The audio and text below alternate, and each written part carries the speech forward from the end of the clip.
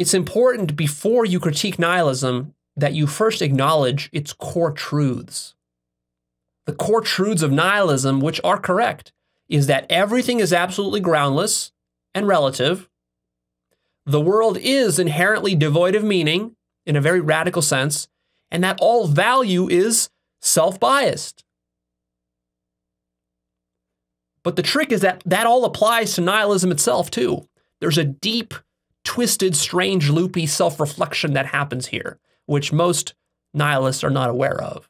So to get to the uppercase N nihilism from a lowercase n nihilism, you gotta do the self-reflection, complete the loop, do the strange loop, and realize that your own nihilism eats its own tail.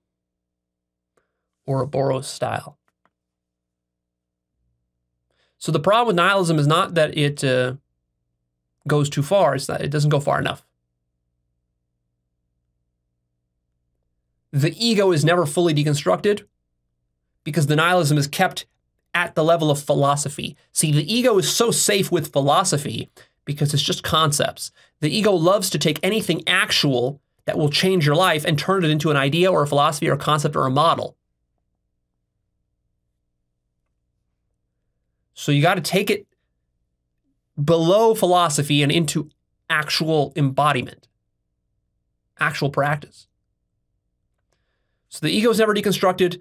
The negativity of nihilism is not fully deconstructed. Survival itself is not deconstructed. Science and materialism are not deconstructed. If you deconstruct all those, now you're becoming a true nihilist. Capital N nihilist. Which is just to say, you're becoming a mystic. A mystic is just a nihilist who went all the way, who took it from philosophy to embodiment. It sounds so counterintuitive because, like, for example, if I would tell that to Jordan Peterson, that a mystic is just a radical nihilist, I'm pretty sure he would disagree with me very vehemently. He'd have a lot of defenses and excuses for why that's not true, because it's so unacceptable to a traditionally oriented person, to a conservative, that mysticism is literally just nihilism actualized. For example, to tell a Christian that Jesus was a radical nihilist, which he was, effectively, this is the last thing they would accept. In fact, they would call me a Satan worshiper or something like that.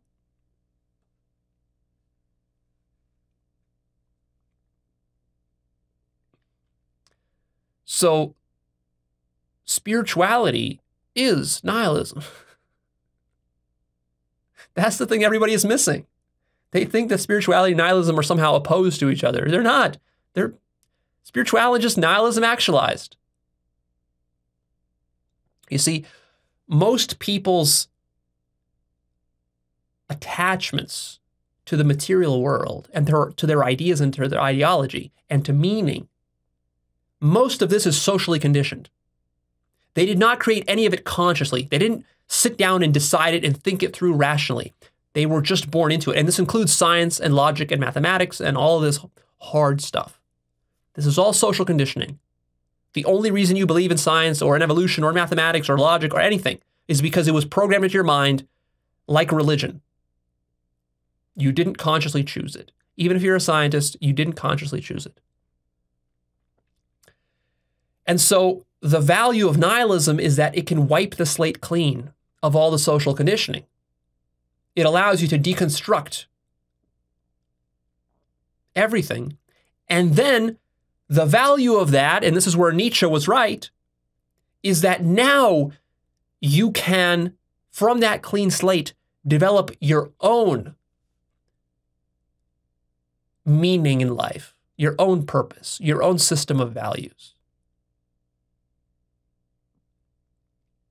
And when you do that, that's going to make you more spiritual than any other person who professes to be spiritual under the social conditioning model. Because spirituality is not something you can be socially conditioned into. Spirituality only comes from your own consciousness. And your own consciousness is hindered by all of the social conditioning. So it's very paradoxical that by questioning and doubting and destroying Christianity and Hinduism and Islam and even Buddhism, and atheism and rationality and science, by doing all of that, you will actually become truly deeply spiritual. And you will become very authentic. And you will become very grounded and strong as an individual. You will become a powerful leader. And you will start to become truly satisfied with your life, because you can't be satisfied with a life based upon the social conditioned values of other people, which are not authentic to you. So spirituality is not only awakening and deconstructing everything, but spirituality is also discovering what you truly value in life. Now you might say, but Leo, but all the values are constructions. Yes, but the difference is that once you go through the nihilism and you burn everything to the ground, then, and you become conscious that all of reality is imaginary, then it's like you're in a dream, right? You realize you're in a dream. You realize there's nothing to do in a dream but to play. So you're going to be playing games now, and you can play the game however you want. And then you can be honest with yourself and ask yourself, okay, so how would I play the game if I was totally free and unattached, and I wasn't coming at this game from a position of neediness or attachment or fear, but from a place of love? And now I can play the game from a place of love. How do I want to manifest my love in the world according to my own personal preferences? Because you're still going to have preferences. The difference, though, is that you don't hold your preferences as absolutes. You don't try to force your preferences on others. See, like maybe you don't like eating pork, but now you're not going to force others not to eat pork. You're going to have sort of a very detached, hands-off approach to life. You can have preferences and biases, even awakened people do, but you're not going to be normative about them. You're not going to be needy about them. You're not going to fool yourself into thinking that these personal preferences are absolute in some sense. You're not going to fool yourself with the idea that Western civilization is the best one, or that my religion is the best one, or that my God is the true one, or that my science is the only way to look at the world, or that logic is the only way to look at the world.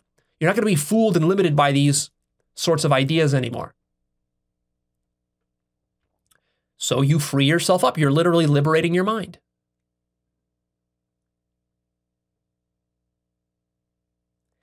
And again, remember, when you do the nihilism properly, you're not holding construction and illusion as a bad thing.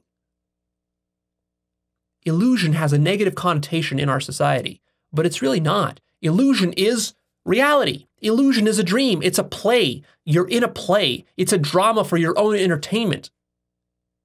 Maybe this bums you out, but you got to get past that, and then eventually you'll realize, you'll come out the other end, and you'll realize how beautiful that is. This is the greatest gift. The fact that reality is an illusion is not something to be bummed out about. It's the greatest gift, because that means there's nothing to fear.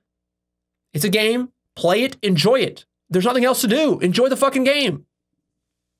Construct whatever meanings you want, and be honest with yourself that you're constructing it. Construct it consciously rather than unconsciously. That's the only problem. That's really the key difference. Is that a person with traditional values, like Jordan Peterson, is not consciously constructing the value set. It's been programmed into him, and he's unconsciously defending it, clinging to it. Now, he intuits that it's pointing towards something higher, and he's right about that. But he's never going to reach that something higher until he's willing to let go of those social conditions and those beliefs and those concepts and ideas and the ego and identity that's been built around it.